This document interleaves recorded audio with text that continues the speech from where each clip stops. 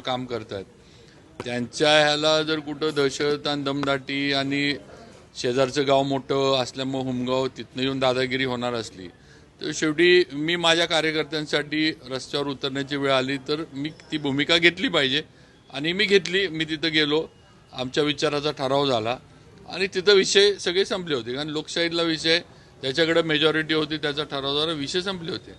आता त्याच्यानंतर ज्या मुलाच्या आईचा ठराव झाला त्याला झालेली मारहाण, हे आता मग कोण दहशत करते, कोण दडपशाही करते, कोण दमदाट्या करते हे कळालेलं आहे.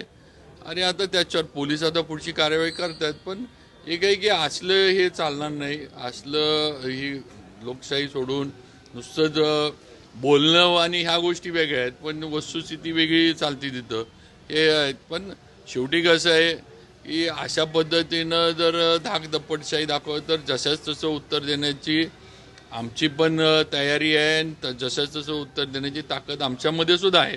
हे सुद्धा समोरच्यांनी लक्षात ठेवावं. कार्यकर्त्यांवर आणि यांच्यावर जर अन्याय किंवा त्यांना जर असं मारहाण होत असली तर वेळ आल्यावर संघर्ष कुणाला नवीन नाही आहे. सगळे संघर्षातनंच उभे राहिलेले नेतृत्व आहेत. आम्ही काय अलगद काय, मला पण काय कुठं काय अलगद मिळालं असं नाही. मी पण संघर्षातनंच इथपर्यंत आलो आहे आणि वेळ आली तर संघर्ष करण्याची 110% आमची तयारी आहे.